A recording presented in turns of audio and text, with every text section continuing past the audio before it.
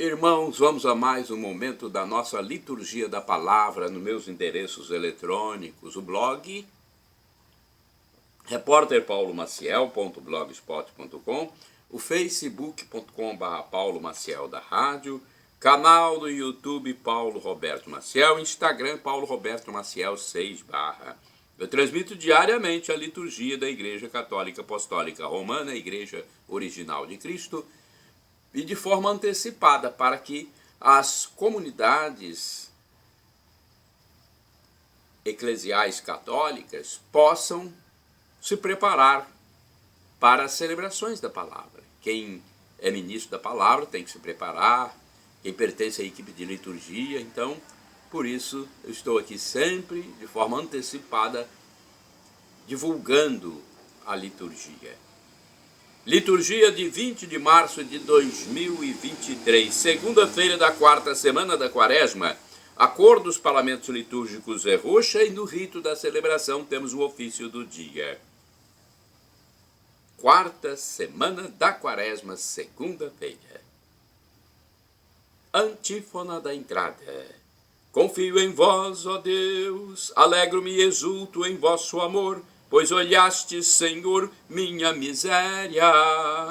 Salmo 30, versículo 7 e seguinte. Oração do dia agora, rezemos.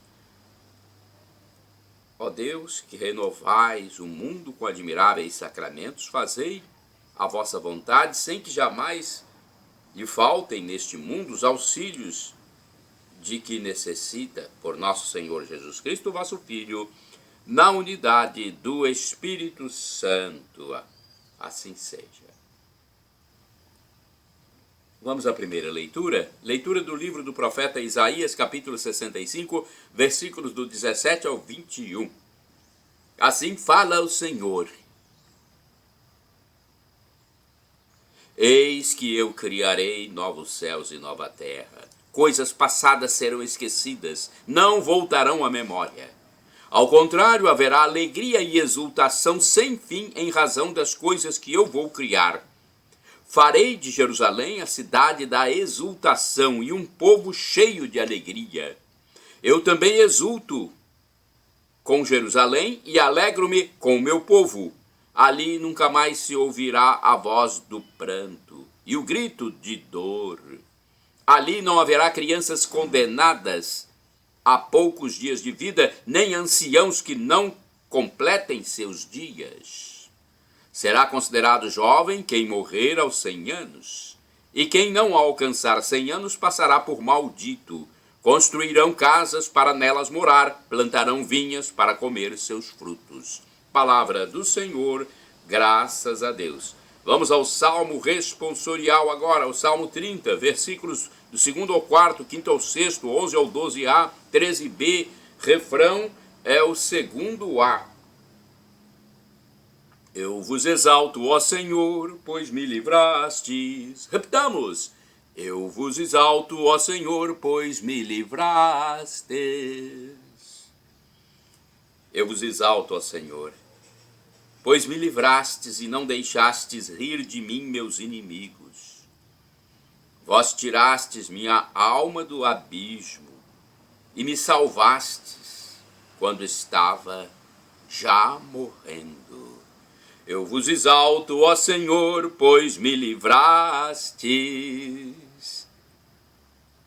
Cantai salmos ao Senhor, povo fiel. Dai-lhe graças e invocai seu santo nome, pois sua ira dura apenas um momento, mas sua bondade permanece a vida inteira. Se à tarde vem o pranto visitar-nos, de manhã vem saudar-nos a alegria. Eu vos exalto, ó Senhor, pois nos livrastes. Escutai-me, Senhor Deus, tende piedade, sede, Senhor, o meu abrigo protetor. Transformastes o meu pranto em uma festa, Senhor meu Deus, eternamente hei de louvar-vos. Eu vos exalto, ó Senhor, pois me livrastes. Repitamos. Eu vos exalto, ó Senhor, pois me livrastes. Evangelho de Jesus Cristo, segundo São João, capítulo 4, versículos do 43 ao 54. Honra e glória, poder e louvor a Jesus, nosso Deus e Senhor. Honra e glória, poder e louvor a Jesus, nosso Deus e Senhor. Buscai o bem e não o mal, pois assim vivereis. Então o Senhor nosso Deus convosco estará. Amós, capítulo 5, versículo 14, é de onde foi tirado esse trecho. Honra e glória, poder e louvor a Jesus, nosso Deus e Senhor. Honra e glória, poder e louvor a Jesus, nosso Deus e Senhor. O Senhor esteja convosco. Ele está no meio de nós. Proclamação do Evangelho de Jesus Cristo segundo São João. Glória a vós, Senhor. Pelo sinal da Santa Cruz, livra-nos Deus, nosso Senhor, dos nossos inimigos. Naquele tempo, Jesus partiu da Samaria para a Galiléia. O próprio Jesus tinha declarado que um profeta não é honrado na sua própria terra. Quando então chegou a Galiléia, os galileus receberam-no bem, porque tinham visto tudo que Jesus havia feito em Jerusalém durante a festa, pois também eles tinham ido à festa. Assim Jesus voltou para Caná da Galiléia, onde havia transformado água em vinho. Havia em Cafarnaum um funcionário do rei que tinha um filho doente. Ouviu dizer que Jesus tinha vindo da Judéia para a Galiléia. Ele saiu ao seu encontro e pediu-lhe que fosse a Cafarnaum curar seu filho que estava morrendo. Jesus disse-lhe: se não virdes sinais e prodígios, não acreditais. O funcionário do rei disse: Senhor, desce antes que meu filho morra. Jesus lhe disse: podes ir, teu filho está vivo. O homem acreditou na palavra de Jesus e foi embora. Enquanto descia para Cafarnaum, seus empregados foram ao seu encontro, dizendo que o seu filho estava vivo. O funcionário perguntou a que horas o menino tinha melhorado. Eles responderam: a febre desapareceu ontem, pela 1 da tarde. O pai verificou que tinha sido exatamente na mesma hora em que Jesus lhe havia dito: teu filho está vivo. Então ele abraçou a fé, juntamente com toda a sua família. Esse foi o segundo sinal de Jesus. Realizou-o quando voltou da Judéia para a Galiléia. Palavra da salvação, glória a vós, Senhor. Vamos à reflexão de Antônio Carlos Santini, liderança da comunidade católica Nova Aliança. E-mail santini@novaalianca.com.br.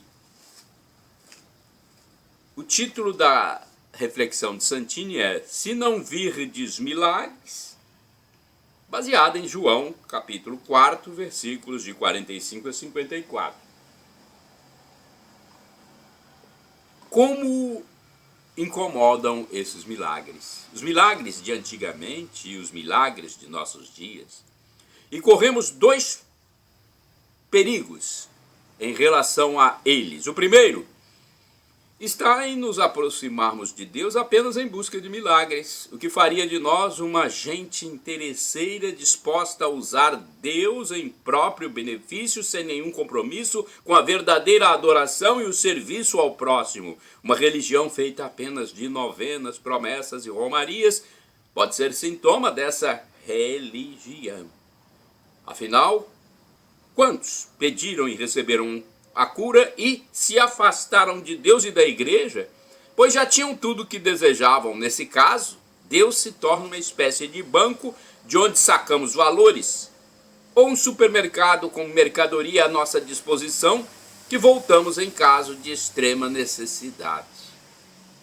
O segundo risco está na atitude racionalista que nega ao próprio Deus o direito de fazer milagres. Tendo o Criador estabelecido as leis físicas, químicas e biológicas do cosmos, ele mesmo acaba prisioneiro de suas leis e proibido de alterá-las quando lhe aprouver, no entendimento dessas pessoas. Esses acadêmicos racionalistas, que usam a razão apenas, realizam um tremendo esforço para explicar os milagres da Bíblia conforme seus parâmetros intelectuais. O paralítico que andou era apenas um doente psicossomático. O endemoniado não passava de um caso de epilepsia. Lázaro não estava morto, mas ficara em catalepsia. E Jesus não transformou água em vinho, pois foram os discípulos que levaram o vinho escondido. Meu Deus, que heresia, hein? E esses escritores de ficção ainda se chamam de doutores. Que doutores, hein? Ora, nesta cena do Evangelho, a observação de Jesus, por certo, se dirige àqueles que só se aproximam de Deus interessados em seus milagres. E se os milagres faltarem, a fé acaba rolando pela sarjeta. Não vou rezar mais, pois Deus não me ouve. Já cansei de pedir, Deus está surdo. Enquanto isso, Jesus, o Filho de Deus, abre mão de seus poderes, aceita a cruz e a morte e ainda acha tempo de perdoar seus agressores. Isto é, coloca sua missão e obediência ao Pai acima de qualquer interesse pessoal. Sua religião se resume a fazer a vontade do Pai. E nós? Qual é a essência da nossa religião? Queremos um Deus na coleira? Pronto a atender os nossos caprichos? Ou estamos dispostos a consagrar nossa vida ao serviço de Deus para edificar o reino e ajudar o próximo? Irmãos e irmãs, orai sem cessar. Senhor, és o Deus que fez o milagre. Salmo 77, versículo 15.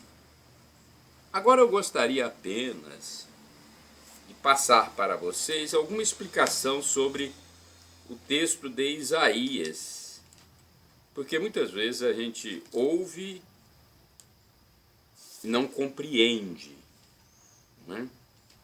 Então vamos lá, Isaías 65, versículos de 17 a 21. Vejamos o que explica aqui a Bíblia Sagrada, edição pastoral da Paulus, de edição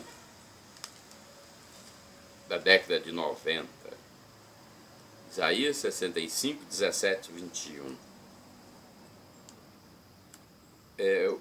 O autor, diz aqui a explicação, apresenta a realização do projeto de Deus.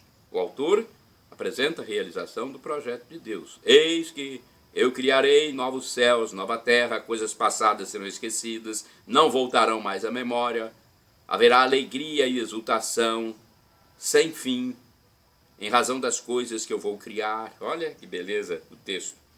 Vamos mais aqui na explicação. Será um mundo de paz, harmonia e alegria.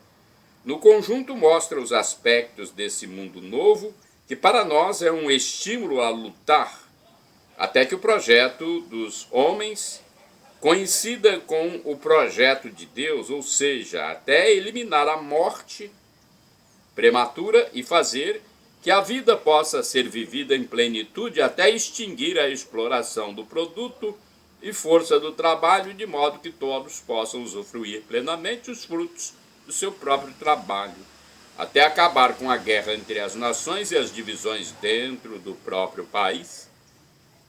Se os homens de fato se empenharem nesse projeto, Deus os atenderá e lhes responderá antes mesmo que falem e peçam a Deus. São João retomará essa temática em Apocalipse 21, versículos 1 até o 5 do capítulo 22.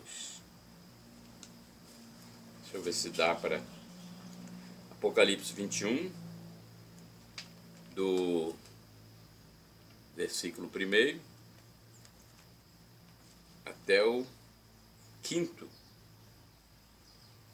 do capítulo 22. Deixa eu ver se dá para encontrar aqui também uma explicação.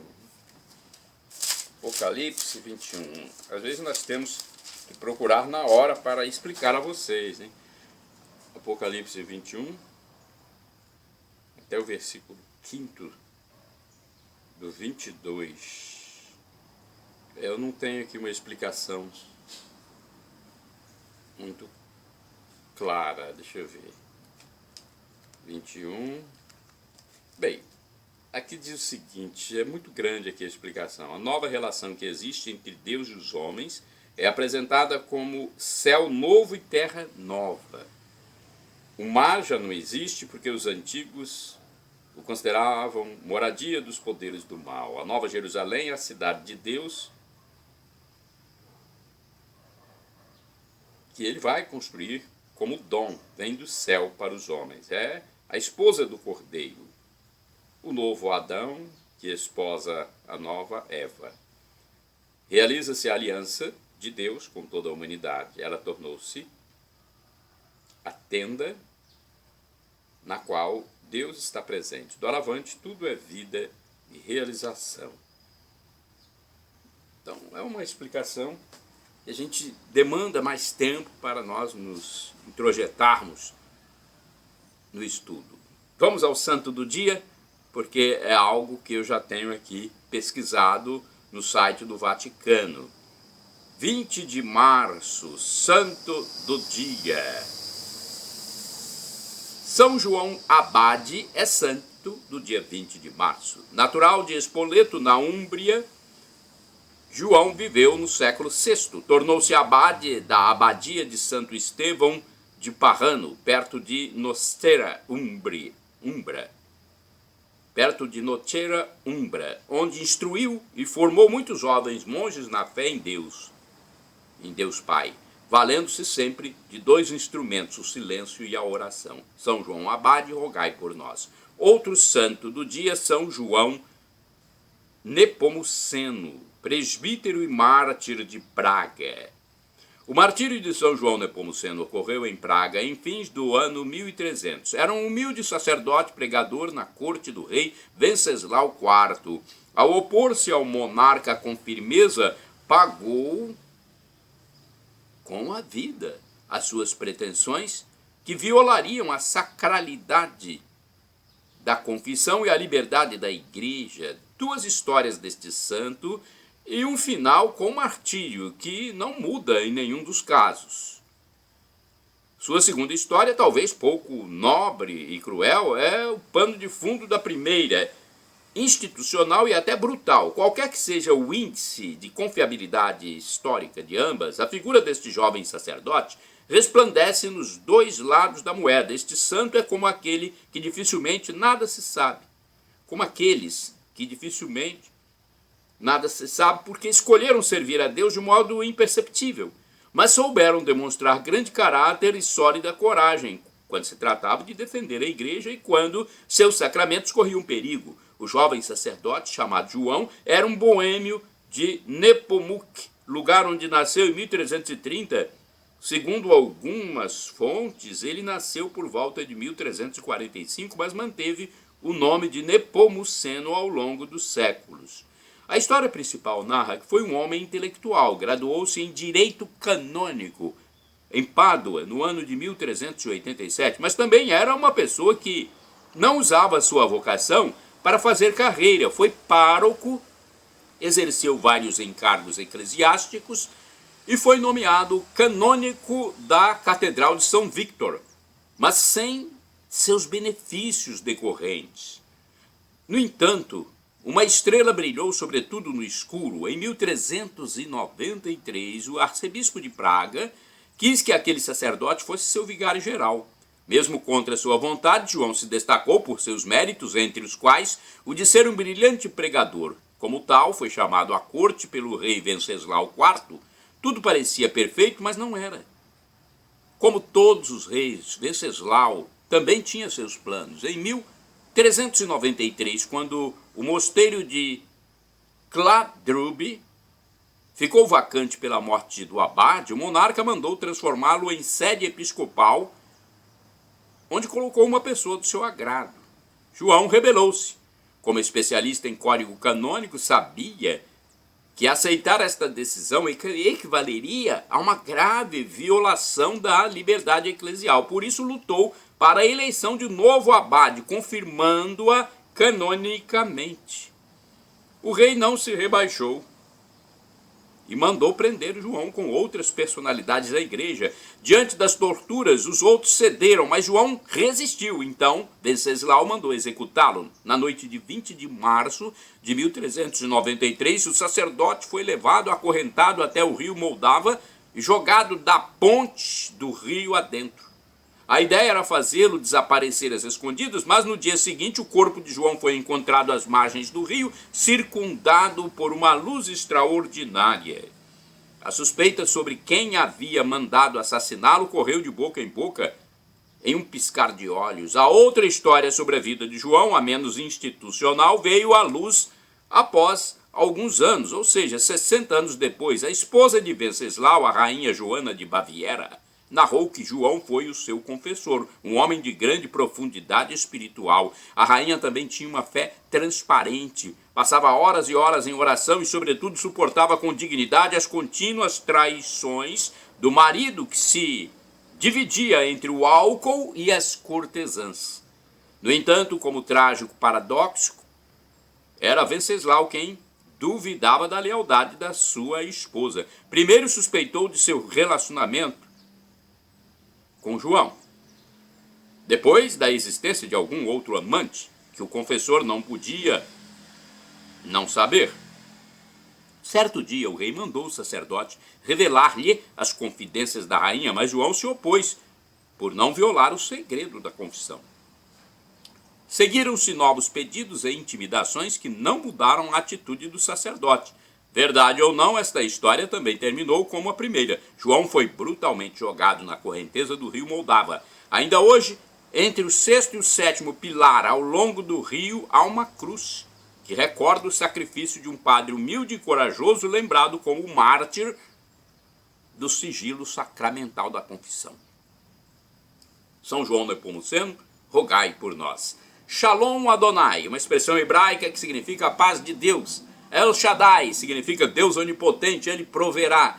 E Maranatá, do aramaico dialeto de Jesus para o português, significa vinde Senhor Jesus. Nossos irmãos separados, os evangélicos ou protestantes, dizem Maranata. Modificam a tônica, colocando-a na penúltima sílaba. Nós, católicos, colocamos na última. Não tem problema. É o mesmo significado, a vinda de Jesus para o juízo final. Nós só temos que pedir perdão pelos nossos pecados a fim de conquistar a vida eterna, onde viveremos em simbiose com Deus Pai, Deus Filho e Deus Espírito Santo.